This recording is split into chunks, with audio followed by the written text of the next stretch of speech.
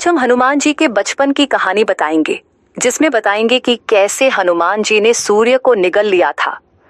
वे बालपन में कितना नटखट थे। हनुमान जी को आखिर किसने और क्यों वरदान और श्राप दिया? तो चलिए जानते हैं इन सभी प्रश्नों को। इन सभी प्रश्नों को जानने के लिए इस वीडियो में अंत तक बने रहिएगा। तो आइए जानते हैं इस कहानी को। हनुमान जी के धर्म पिता वायु थे। इसी कारण उन्हें पवन पुत्र के नाम से भी जाना जाता है। बचपन से ही दिव्य होने के साथ साथ उनके अंदर असीमित शक्तियों का भंडार था। बालपन में एक बार सूर्य को पका हुआ फल समझकर वो उसे खाने के लिए उड़कर जाने लगे। उसी समय इंद्र ने उन्हें रोकने के प्रयास में वज्र से प्रहार कर दिया। वज्र के प्रहार के कारण बालक हनुमान की ठुड्डी टूट गई और वे मूर्छित होकर धरती पर गिर गए। इस घटना से कुपित होकर पवन देव ने संसार भर में वायु के प्रभाव को रोक दिया, जिसके कारण सभी प्राणियों में हाहाकार मच गया।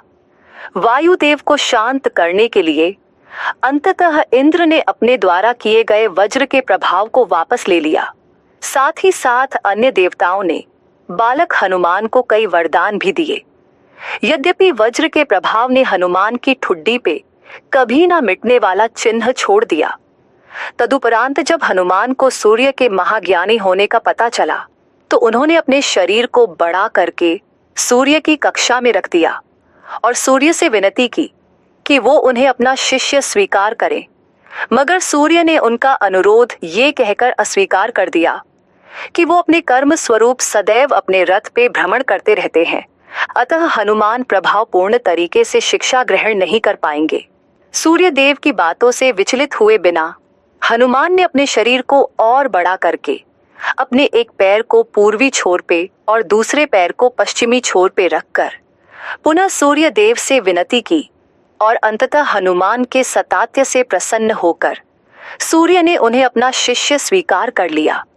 तदुपरांत हनुमान ने सूर्य देव के साथ निरंतर भ्रमण करके अपनी शिक्षा ग्रहण की। शिक्षा पूर्ण होने के उपरांत हनुमान ने सूर्य देव से गुरु दक्षिणा लेने के लिए आग्रह किया, परंतु सूर्य देव ने ये कहकर मना कर दिया कि तुम जैसे समर्पित शिष्य को शिक्षा प्रदान करने में मैंने जिस आनंद की अनुभूति की है वो किसी गुरु दक्षिणा से कम नहीं है।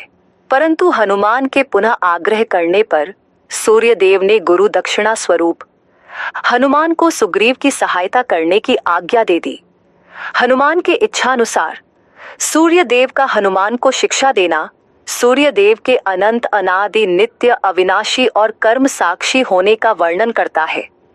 हनुमान जी बालपन में बहुत नटखट थे। वो अपने इस स्वभाव से साधु संतों को सताते थे।